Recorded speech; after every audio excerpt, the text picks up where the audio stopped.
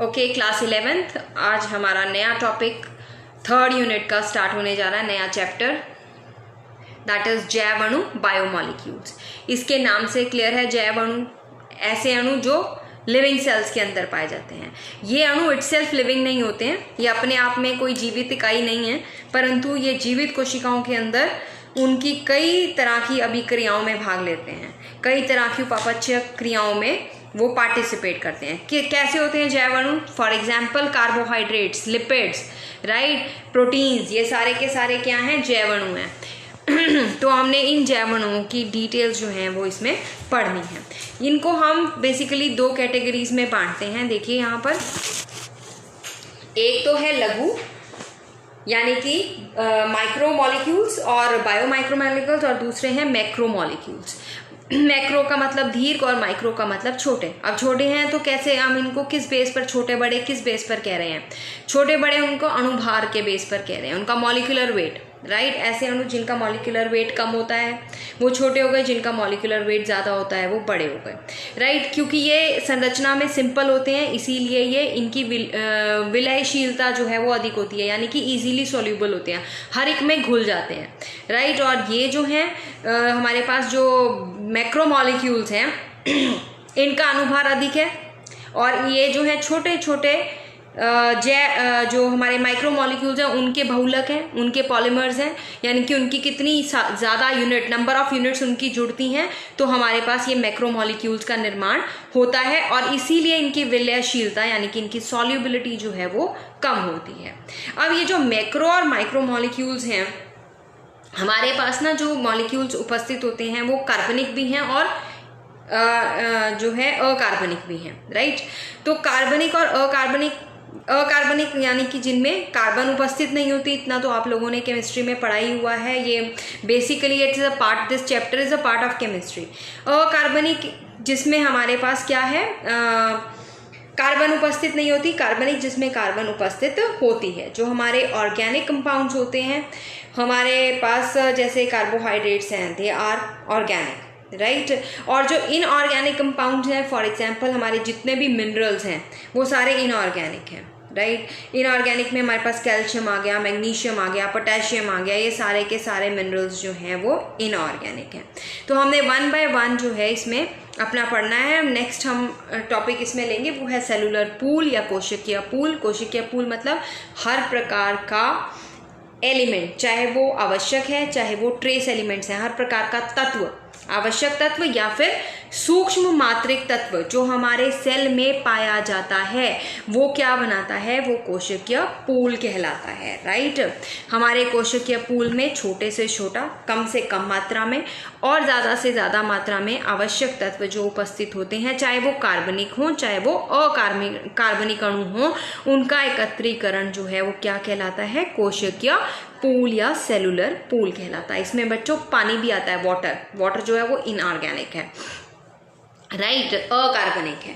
अब यहाँ देखिए हमारे पास कोशिकीय पूल में हमारी कोशिका में क्या क्या मिलता है? हमारी कोशिका में जल मिलता है, प्रोटीन्स मिलते हैं। आपको पता है, आप पीछे पूरा कोशिका का पूरा चैप्टर पढ़ के आए हो, आपको पता है आपकी जो प्लाज्मा मेम्ब्रेन है वो प्रोटीन और लिपिड्स की बनी होती है ना।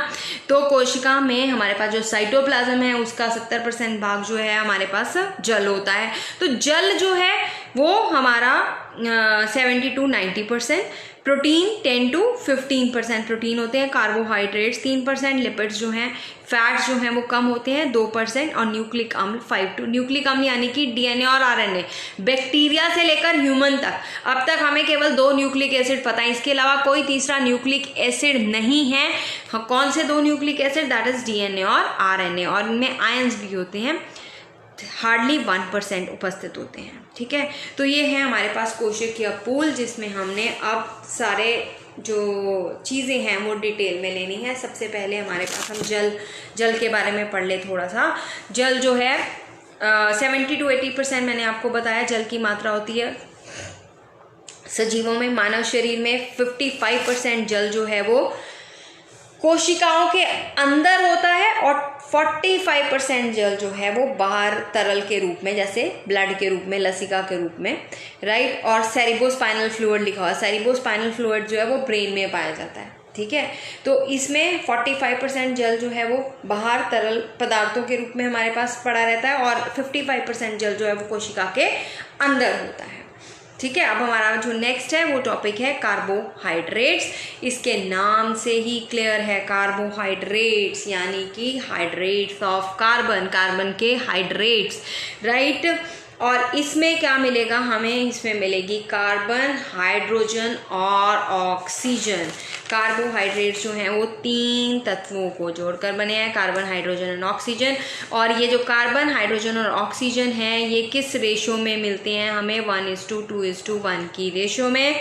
इसका सिंपल एग्जाम्पल, मैं सिंपलेस्ट कार्बोहाइड्रेट का अगर एग्जाम्पल लेती हूँ तो वो है ग्लूकोज C6H12O6, राइट।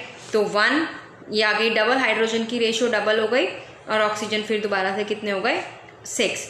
तो 1:2:1 की रेशो में कार्बन, हाइड्रोजन और ऑक्सीजन पाए जाते हैं। और इनका जो जनरल फॉर्मूला है वो है CnH2nOn, ठीक है। या फिर आप इसको इस तरह से भी लिखते हो CnH2O, इस तरह से भी लिख सकते हो, राइट। इसको मैंने यहाँ पे ब्रैकेट खोल के लिख दिया। तो ये इसका जनरल फॉर्मूला है। तो जो H हैं वो उनका नंबर जो है वो डबल हो जाएगा, दैट्स वाई यहाँ पे 2 है। इतना तो आप लोगों को एल्केन, एल्कीन्स, एल्काइंस छोटी क्लासेस में पढ़ के आए हो, अभी भी केमिस्ट्री पढ़ रहे हो। तो एनीवेज हमें कार्बोहाइड्रेट्स के साथ डील करना है। तो कार्बोहाइड्रेट्स का जो जनरल फॉर्मूला है CnH2O होल ब्रैकेट यहाँ पे H2O के ऊपर ये N, ठीक है। तो हमारे पास सिंपलेस्ट जो कार्बोहाइड्रेट है वो ग्लूकोज है C6H12O6, राइट। तो आपको जो कार्बोहाइड्रेट्स हैं उसमें बता दूं, कार्बोहाइड्रेट्स जो हैं वो मेन सोर्स ऑफ एनर्जी है हमारी बॉडी में। हमारी बॉडी की 75% ऊर्जा जो है वो कार्बोहाइड्रेट से प्राप्त होती है। और कार्बोहाइड्रेट्स में अगर अल्डिहाइड ग्रुप उपस्थित होता है तो उसे अल्डोज बोलते हैं, अगर उसमें कीटोन ग्रुप उपस्थित होता है तो उसे कीटोज बोलते हैं। अल्डिहाइड और कीटोन ग्रुप आपको पता ही होगा, CHO is aldehyde group and ketone group is this one, right. अगर ये है तो ये कीटोज होगा, अगर अल्डिहाइड ग्रुप इसमें उपस्थित है तो ये अल्डोज होगा। अब कार्बोहाइड्रेट्स जो हैं वो हमें आपको पता है हमारा जो फूड का जो मेन सोर्स है, या आप ये कह लीजिए हमारे फूड का जो मेन तत्व है वो कार्बोहाइड्रेट। जब हम खाते हैं, हम रोटी ज़्यादा खाते हैं ना, 2 चपाती या चावल, और सब्जी हम थोड़ी सी 1 कटोरी में लेते हैं, तो कार्बोहाइड्रेट जो है एक्चुअली में हमें ऊर्जा देने का काम करते हैं, राइट। तो ये मानव आहार के प्रमुख घटक है। हमारे फूड का मेन घटक जो है वो क्या है, कार्बोहाइड्रेट्स हैं।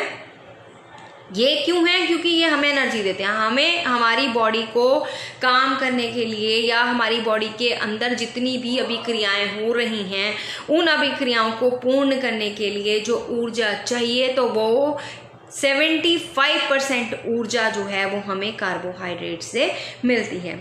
आगे हम पढ़ेंगे कार्बोहाइड्रेट्स की कैटेगरीज। ये जो आपको दिख रही हैं मोनोसेकेराइड्स, ओलिगोसेकेराइड एंड पॉलीसेकेराइड्स, ये कार्बोहाइड्रेट्स की कैटेगरीज हैं, राइट। सेकेराइड का मतलब होता है शुगर। अब ये जो मोनोसेकेराइड्स हैं ये बेटा सिंपलेस्ट शुगर है, राइट। ये ज़्यादा भारी भरकम बड़े बड़े अणु नहीं होते हैं। फिर 2 से लेकर 10 तक अगर जिनमें मोनोसेकेराइड यूनिट्स मिलती हैं वो ओलिगोसेकेराइड्स होते हैं। जिनमें 10 से ऊपर मोनोसेकेराइड यूनिट्स मिलती हैं उनको हम पॉलीसेकेराइड्स बोलते हैं। और मोनोसेकेराइड में हमारे पास ग्लूकोज और फ्रक्टोज आ गया, राइट। एग्जाम्पल्स याद कर लेना इनके। ओलिगोसेकेराइड में हमारे पास सुक्रोज, माल्टोज और लैक्टोज, ये सारे शुगर हैं, ये शर्कराएं हैं, राइट। सुक्रोज जो आम चीनी आपके घरों में मिलती है, राइट। और ग्लूकोज जो इतनी सिंपलेस्ट फॉर्म है, आपको पता है जब आप बीमार होते हो, जब आप कुछ नहीं खा पाते तो आप लोगों को डॉक्टर जो है वो ग्लूकोज चढ़ाता है, राइट। वो चीनी घोल के तो नहीं चढ़ाता ना, वो क्या चढ़ाता है, ग्लूकोज, क्योंकि जो चीनी है वो तो है सुक्रोज, उसे भी एब्जॉर्ब होने में टाइम लगता है। जो ग्लूकोज है वो हमारी बॉडी में डायरेक्ट एब्जॉर्ब हो जाती है। और फिर है हमारे पास पॉलीसेकेराइड्स, ये सबसे लार्जेस्ट कार्बोहाइड्रेट्स हैं, बड़े बड़े।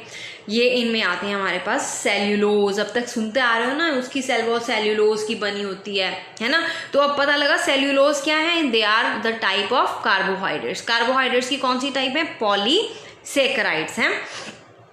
सेल्यूलोज और मंड स्टार्च पढ़ते आ रहे हो कि जो पौधे हैं, पौधों में जो भोजन है वो मंड के रूप में स्टोर होता है। ग्लाइकोजन एनिमल्स में सुनते आ रहे थे कि जो हमारे पास एनिमल्स में जो फूड है, एक्स्ट्रा फूड जो है वो ग्लाइकोजन की फॉर्म में हमारे लीवर में स्टोर हो जाता है। तो अब आपको पता चला glycogen is a type of carbohydrates come under polysaccharide. मंड भी कार्बोहाइड्रेट ही है, सेल्यूलोज भी अल्टीमेट कार्बोहाइड्रेट ही है। अब इनको हमने 1 by 1 डिटेल में लेना है, वो मैं नेक्स्ट वीडियो में लेती हूँ।